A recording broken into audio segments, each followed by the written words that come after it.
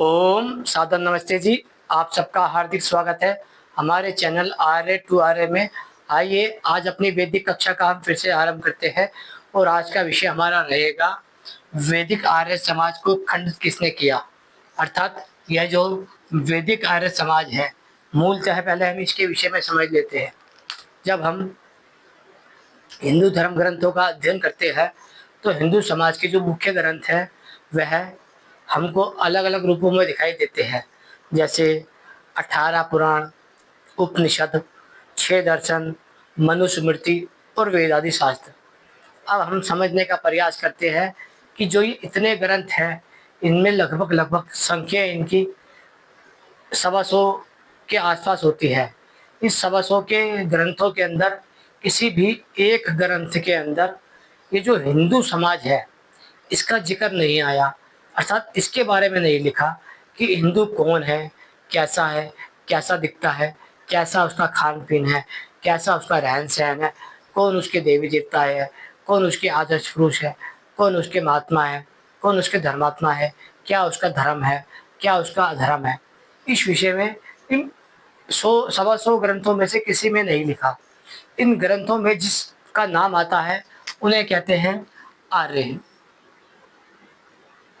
अर्थात जैसे श्री रामचंद्र, श्री हनुमान जी, वीर लक्ष्मण, परशुराम जी, जैसे अर्जुन, नकुल, ये सब के सब आर्य पुत्र कहलाते थे, क्योंकि ये सब के सब वेद के अनुयायी थे, वेद को मानने वाले थे, वेद को जानने वाले थे, वेद को पढ़ने आने वाले थे। इसलिए जो हिंदू समाज का मूल ग्रंथ है वह वेद है। इसलिए इनके जो पूर्वज आदि है उन समाज को कहते हैं वैदिक आर्य समाज। अर्थात जो वेद के अनुयायी होते हैं उन्हें आर्य समाज कहा जाता है। ऐसे व्यक्ति धर्म और अधर्म को जानते हैं, सत्य और असत्य को जानते हैं, न्याय और अन्याय को जानते हैं, उचित और अनुचित को जानते हैं, भक्ष्य और अभक्ष्य विषय को सरलता से जानते हैं। ऐसे समाज को कहते हैं आर्य समाज। ऐसा आर्य समाज जो वेद को जानता था, ऐसे समाज को नष्ट किसने कर दिया, आइए समझने का प्रयास करते हैं। मूलतः जब हम हिंदू समाज की बात करते हैं तो हिंदू समाज हमें इन 4 संप्रदायों में अधिकांश रूप से बाँटा हुआ दिखाई देता है, लगभग लगभग 95%। पहला संप्रदाय का नाम है शाक्त संप्रदाय।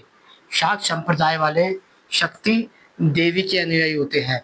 जो आपने सुना होगा कि देवी की लक्ष्मी, दुर्गा, काली, कामाख्या, केला, ये अलग अलग जो देवियाँ हैं, शक्तिपीठ जो होते हैं, 52 से लेकर 108 तक बताए जाते हैं। इन सब की जो अनुयायी होते हैं उसे शाक्त संप्रदाय कहते हैं। यह संप्रदाय जिसने शुरू किया उसने शाक्त संप्रदाय इसको नाम दिया और उसके कारण इस 95% भाग को जो आज हिंदू समाज में बटा हुआ है उसको एक चौथा हिस्सा भाग शाक्त संप्रदाय ने अपनी ओर खींच लिया। दूसरा आया शिव संप्रदाय। शिव संप्रदाय में शिव को देवता के रूप में माना जाता है और उन्होंने भी ऐसे ही उन आर्यों की संतानों को चौथा हिस्सा अपनी ओर बांट लिया। अर्थात आर्य जो ऋषियों की संतान हुआ करते थे वह चौथा हिस्सा भाग संप्रदाय में चला गया शाक्त में, और चौथा हिस्सा शैव संप्रदाय में चला गया। अब जो बचा आधा भाग उसमें से चौथा हिस्सा वैष्णव संप्रदाय में चला गया जो विष्णु को देवता के रूप में मानता है। फिर बचा चौथा हिस्सा भाग वह समाज संप्रदाय के रूप में चला गया जिसमें शिव, विष्णु और शक्ति, सूर्य और गणेश जी को माने जाता है। ये पंचदेवों को रूप में मानते हैं। इसका अर्थ ये होता है कि जो आर्यों की संतान थी, जो ऋषियों की संतान थी, जो मुनियों की संतानें थी, वह जो आर्य समाज संगठन था जिसका बारे में वेद कहता है क्रीडवंतो विश्वार्यम, कि संसार को आर्य बनाओ और आगे बढ़ते चलो, अनार्यों को दमन करते हुए आगे की ओर बढ़ते चलो। ऐसे आर्यों की संतानों को 25-25% करके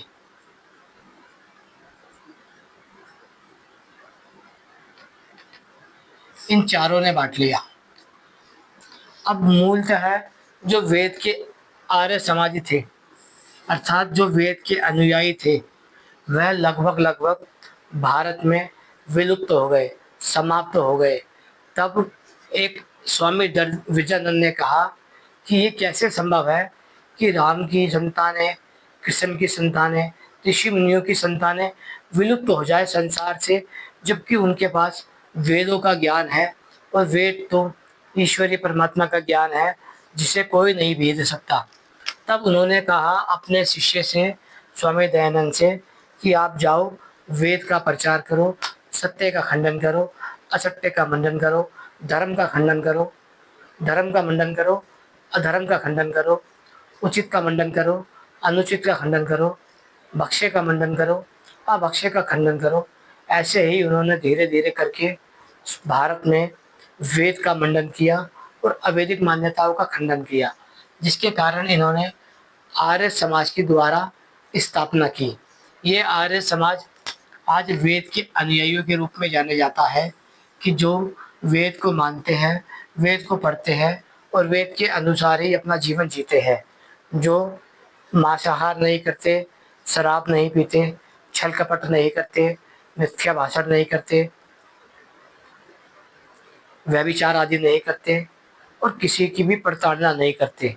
इसलिए यह समाज आज जो पुनर्जीवित हुआ है उसका मूल कारण है स्वामी दयानंद सरस्वती।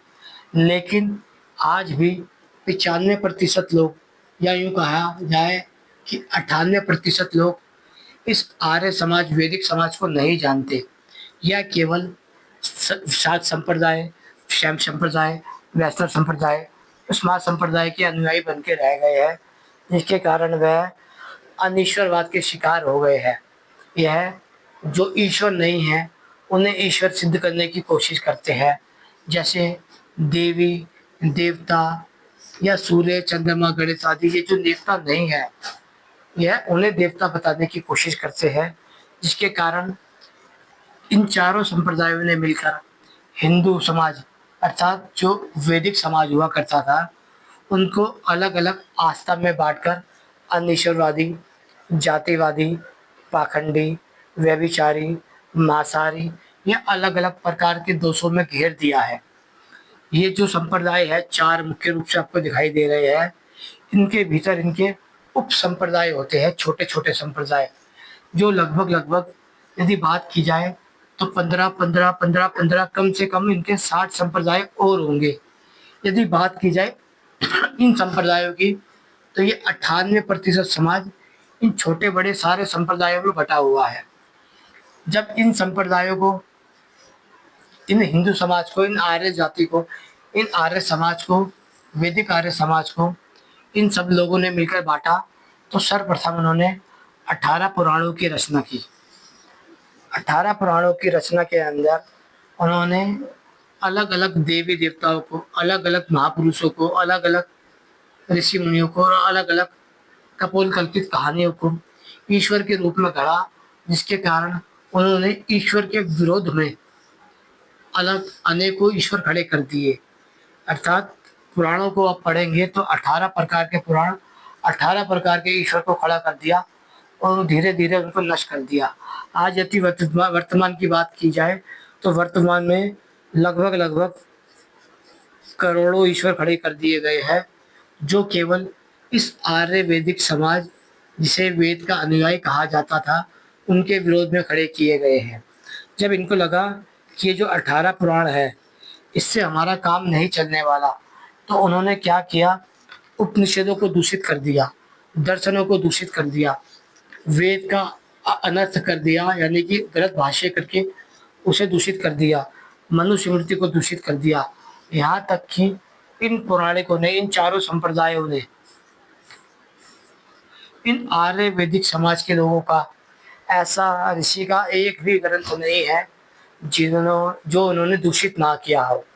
इसलिए यदि वर्तमान में आर्य समाज फिर से अपने ग्रंथों को शुद्ध करना चाहे तो वह उसके लिए बड़ा पुरुषार्थ का कार्य है, लेकिन यह बड़ा ही दंडनीय अपराध है कि शाक्त संप्रदाय ने, शैव संप्रदाय ने, वैष्णव संप्रदाय ने और स्मार्त संप्रदाय ने मिलकर वैदिक आर्य समाज को जातियों में, आस्थाओं में, संप्रदायों में बांट कर नष्ट कर दिया। अर्थात यदि बात की जाए अलग अलग ग्रंथों को नष्ट करने की, तो वह ग्रंथ केवल इन्हीं के कारण नष्ट हुए हैं क्योंकि अलग अलग रूपों में, जैसे आप मानते हैं कि हिंदू समाज मांसाहारी है, शराबी है, व्यभिचारी है, अमर्यादित है, असंस्कारवान है।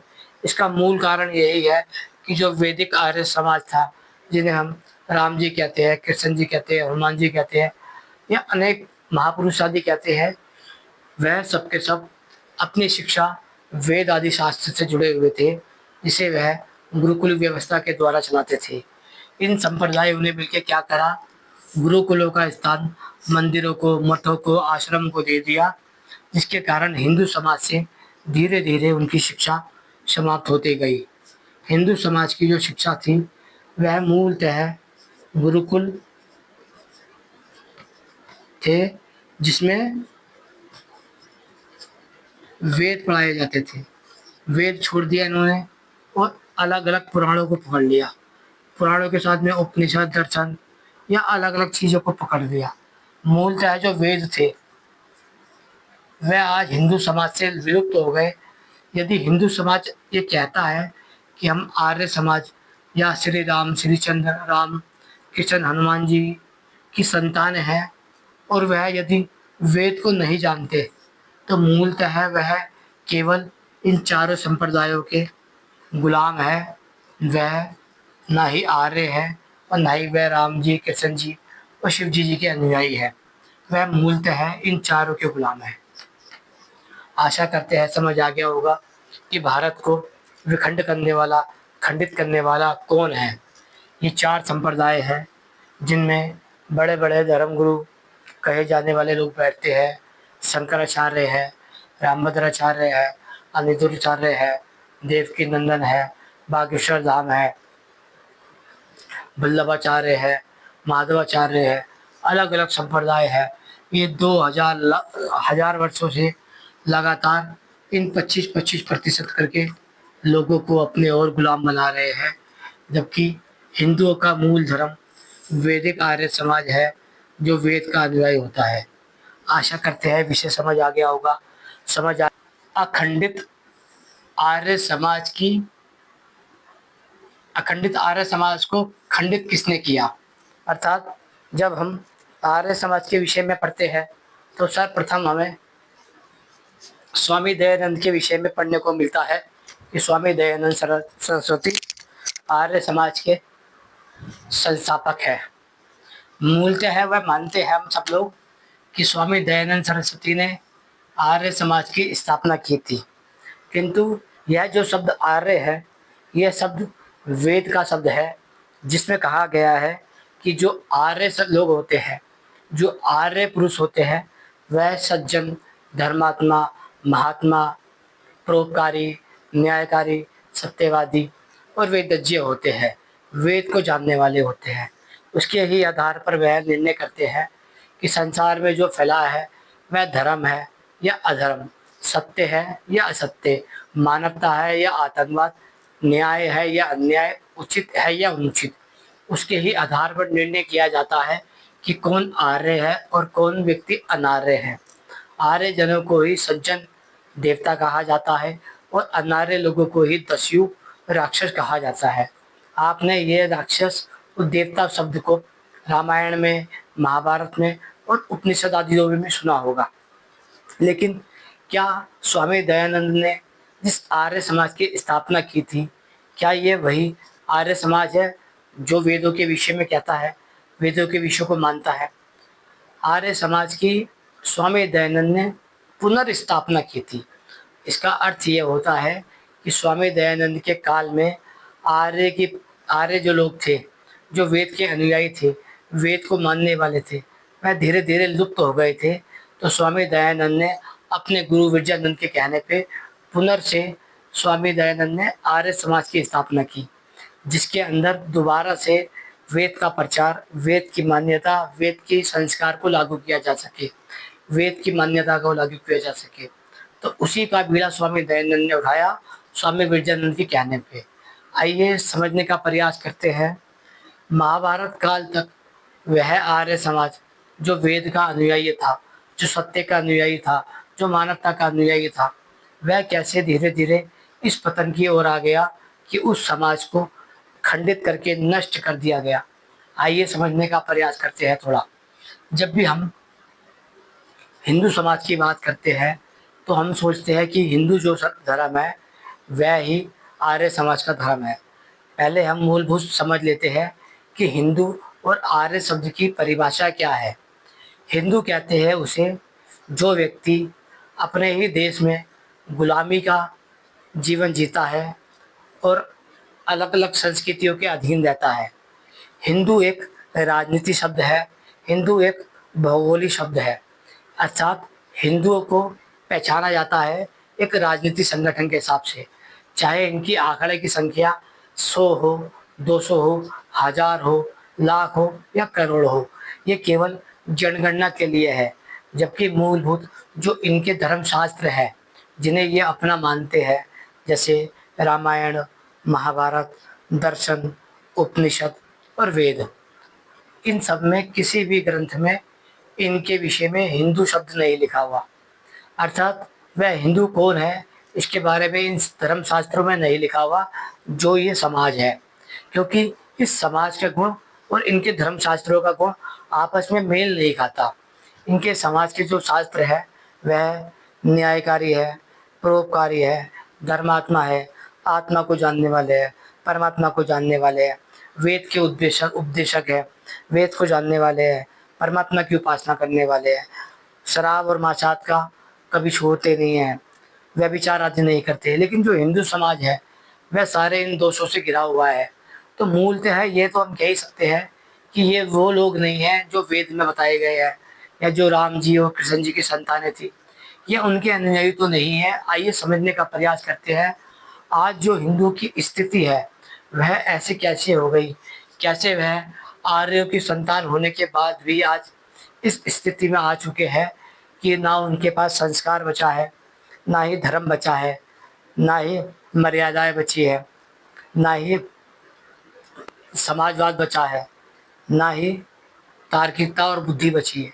सर्वप्रथम हम जब इस आर्य विश्व समाज के बारे में बात करते हैं, जो सर्वप्रथम वेद का अनुयायी रहा है, जिसके विषय में वेद कहता है कृण्वन्तो विश्व आर्यम, अर्थात इस संसार को श्रेष्ठ आर्य बनाओ ताकि अनार्य लोग आपके ऊपर दुष्टता ना कर सके। इसलिए संसार में जहाँ पर अनार्य समाज बढ़ जाता है वहाँ पर आर्य समाज घट जाता है, और जहाँ पर आर्य समाज बढ़ जाता है वहाँ पे अनार्य समाज घट जाता है। मूलतः सर्वप्रथम आर्य समाज को खंडित करने वाले जो लोग थे उनमें मुख्य 4 संप्रदाय सामने आते हैं। पहला है शाक्त संप्रदाय, दूसरा है शैव संप्रदाय, तीसरा है वैष्णव संप्रदाय और चौथा है स्मार्त संप्रदाय। इन चारों में मुख्य मुख्य रूप से आप ये समझ लीजिए, जो शाक्त संप्रदाय है वह शक्ति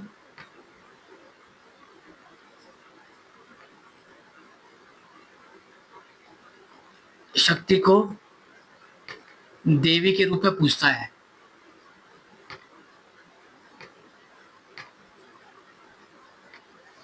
और जो शैव है वह शिव को देवता के रूप में पूजता है।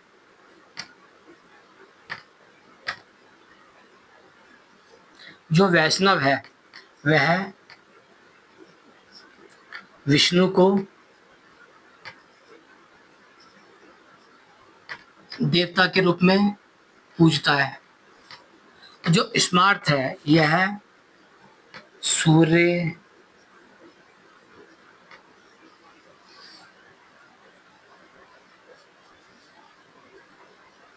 ये पंचदेव को पूजते हैं। अर्थात आप जब इनके विषय में पढ़ेंगे तो ये गणेश को, देवी को, इंद्रदेव को या अलग अलग पंचदेव को पूजते हैं। ये पंचदेवताओं, इन सबको अलग अलग रूप से पूछने का अर्थ ये होता है कि जो ये आर्य समाज है जिन्हें हम ऋषियों की संतान कहते हैं, जिन्हें हम श्री राम जी के अनुयायी कहते हैं, जिन्हें हम श्री कृष्ण जी के अनुयायी कहते हैं, जिन्हें हम हनुमान जी के अनुयायी कहते हैं, उन सबको सर्वप्रथम इन 4 भागों में बाँटा गया।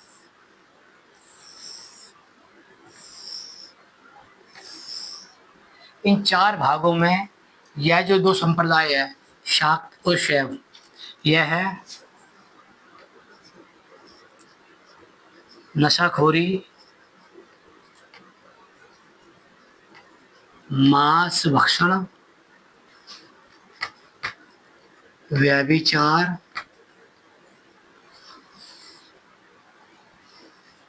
इन तीनों को मान्यताएं देते हैं। शैव में और शाक्त में यदि आप पढ़ेंगे तो आपको समझ आएगा, नशाखोरी, मांस भक्षण और व्यभिचार, यह इनके अंदर धार्मिक मान्यताएं मानी जाती है।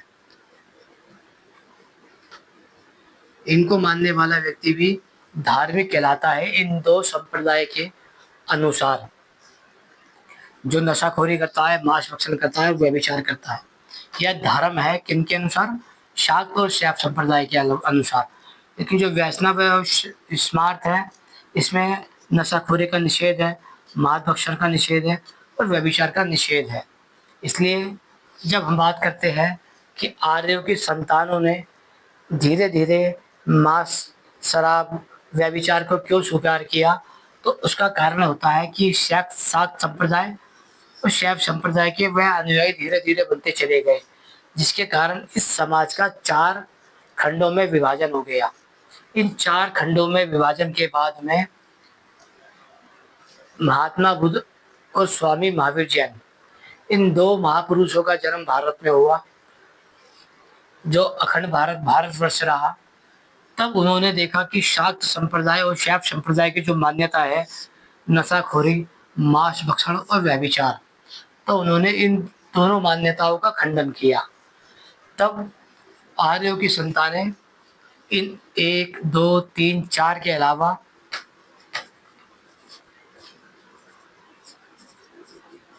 बुद्ध और जैन, इन 6 मतों में बढ़ गई। इन 6 मतों में बंटने के बाद भी जो शिव के अनुयायी है, जो शिव को देवता मानते हैं, जब उनमें एक और महापुरुष पैदा हुए तो उन्होंने देखा कि शिव के नाम पे अलग अलग चीज़ों का प्रचार हो रहा है। तब यहाँ पर एक छठा 7वां संप्रदाय आया, 1, 2, 3, 4, लिंगायत। लिंगायत के बाद जो आर्यों की संतान थी, जो भारत के ऋषि मुनियों की संतान थी, वह पहले शाक्त में बटे, फिर शैव में, फिर वैष्णव में, फिर स्मार्त में, फिर बुद्ध में, फिर जैन में, फिर लिंगायत में। उसके बाद फिर एक संप्रदाय आया, उसका नाम था सिख पंथ।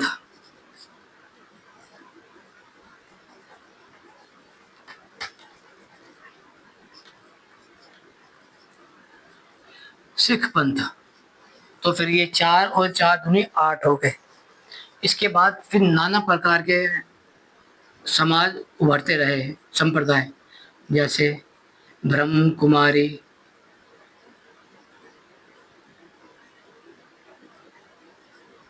कबीर पंथी,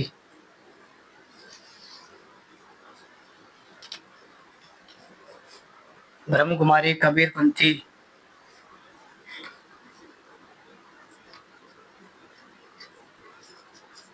राधा स्वामी, गायत्री परिवार, ये अलग अलग संप्रदाय इन्होंने मिलकर क्या करा, आर्य की संतान जो थी, राम जी, कृष्ण जी, हनुमान जी, इन सबकी संतानों को अलग अलग संप्रदायों में बांट दिया। जैसे शाक्त में, शैव में, शिव वैष्णव में, स्मार्त में, बुद्ध में, जैन में, लिंगायत में, सिख में, ब्रह्म कुमारी में, कबीर पंथी में, राधा स्वामी में, गायत्री परिवार में। और इनके अंदर भी ये जो 10-12 संप्रदाय है, इनके अंदर भी छोटे बड़े मिलाकर लगभग लगभग 150 संप्रदाय है। इसका अर्थ यह है, जो ये आर्यों की संतान थी, राम जी की, कृष्ण जी की, हनुमान जी की, ये जो संप्रदाय है लगभग लगभग 150 से अधिक टुकड़ों में बटा हुआ है। अब यदि इस समाज के विषय में बात की जाए तो ये इतना विखंडित हो चुका है केवल आस्था के नाम पर। अभी तो हमने जाति की बात ही नहीं की, जाति कितनी है वो हम आपको बाद में बताएंगे। मूल क्या है, अभी आप आस्था के विषय में समझिए। तो आस्था में ये इतना बावला हो चुका है, इतना पागल हो चुका है, इतना मूर्ख हो चुका है। अब यदि आप ये 150 संप्रदाय देख रहे हैं, इन 150 संप्रदाय के अंदर एक के सामने 149 को खड़ा कर दीजिए। अब यदि एक संप्रदाय की आस्था खंडित होती है तो ये 149 लोग चुप रहेंगे। समझ गए इसका परिणाम? एक लोगों की आस्था के लिए 149 चुप रहेंगे। इसलिए हिंदू समाज में इतनी कायरता, इतनी नपुंसकता आ चुकी है कि आज वर्तमान में वह उन आर्य समाज जो राम जी, कृष्ण जी या हनुमान जी आदि के विषय में मूलतः है, जिन्होंने ग्रंथ लिखे उन्हें दूषित करने के लिए, वह उनको भी कुछ नहीं बोल पाते। जैसे कि उन्हीं राम जी, कृष्ण जी और हनुमान जी के विषय में लोगों ने लिखा है उसी किताबों में, ग्रंथों में, कि राम जी मांस खाते थे, राम जी शराब पीते थे, कृष्ण जी स्त्रियों के साथ व्यभिचार करते थे, शिव जी नशा खोरी करते थे। अलग अलग जो बातें लिखी गई है वह शाक्त संप्रदाय, शैव संप्रदाय, वैष्णव संप्रदाय और स्मार्त संप्रदाय, इन 4 संप्रदायों के मुख्य कारण है। इन चारों के कारण ही भारत में पौराणिकवाद फैला है। पौराणिकवाद वह होते हैं जो मूलतः आर्य समाज के विरोधी होते हैं, या यूं कहे कि आर्य समाज इन पौराणिक मान्यताओं को नहीं मानता है। मूलभूत समस्या ये आती है कि आर्य समाज का जो धर्म है वह है वेद। जो वेद में कहा है, वेद में लिखा है, वेद की मान्यता है, वह सब इन सब समाज, आर्य समाज को स्वीकार है। जो वेद में नहीं कहा, जो पुराणों में कहा है, वह आर्य समाज को स्वीकार नहीं है। इसलिए ये जो आर्य समाज है, ये जो हिंदू समाज जिसे हम कह रहे हैं आज वर्तमान का, इनमें आप, इनके अंदर ही आप बगावत का बीज देखते हैं कि ये अपने समाज के विरोधी, अपने धर्म के विरोधी, अपने लोगों के विरोधी बोलते हुए दिखाई देते हैं। उसका मूल कारण ये है कि जो हिंदू समाज है उनके अंदर कहीं ना कहीं आज भी आर्य समाज का आर्य तत्व उपस्थित है, जिसके कारण वह ना ही अपने आप को शाक्त समझता है, ना ही शैव, ना ही वैष्णव, ना ही स्मार्त, ना ही बुद्ध, ना ही जैन, ना ही लिंगायत, ना ही सिख, ना ही ब्रह्म कुमारी, ना ही कबीरपंथी, ना ही राधा स्वामी, ना ही गायत्री परिवार।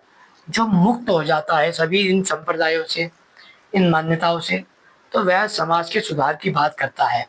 जब वह समाज सुधार की बात करता है तो वह आस्था रूपी नशाखोरी, मांसाहार, व्यभिचार का खंडन करेगा। उसी प्रकार इन सभी संप्रदाय के द्वारा उत्पन्न हुए पाखंड, अंधविश्वास, कुरीतियाँ, कुप्रथा, कुमान्यताओं को खंडित करेगा। जब वह खंडित करता है तब वह आर्य हो जाता है, अर्थात श्रेष्ठ पुरुषों का अनुयायी हो जाता है। ऐसा व्यक्ति समाज में किसी भी प्रकार का अपराध नहीं स्वीकार करता और न ही वह किसी भी प्रकार का अपराध करता है। आशा करते हैं ये विषय समझ आ गया होगा कि हिंदू समाज, जिसे हम वर्तमान में आर्य समाज की संतान मानते हैं, कि वह राम के, हनुमान जी के, श्री कृष्ण जी के अनुयायी है, उनकी वंशज है, उनकी पीढ़ियाँ है, क्यों वह नशाखोरी, मांसाहार, व्यभिचार जैसे अपराधों में लिप्त हो गए, जिसके कारण उनका विवेक नष्ट हो गया। क्योंकि शाक्त संप्रदाय, शैव संप्रदाय, वैष्णव संप्रदाय और स्मार्त संप्रदाय ने मिलकर समाज को अलग अलग भागों में बांट दिया, जिसके कारण बुद्ध, जैन, लिंगायत, सिख, ब्रह्मकुमारी, कबीरपंथी, राधा स्वामी और गायत्री परिवार का जन्म हुआ, जिनके कारण लगभग लगभग 150 संप्रदायों में हिंदू समाज आज बट चुका है। आप इसकी स्थिति की कल्पना नहीं कर सकते। आज ये घोर पतन की ओर जा रहा है। हो सकता है कल कला को ये फिर से अपने ही देश में गुलाम हो जाए और ये गुलामी को बड़ी सरलता से स्वीकार कर ले। आशा करते हैं विषय समझ आ गया होगा। ओम नमस्ते जी।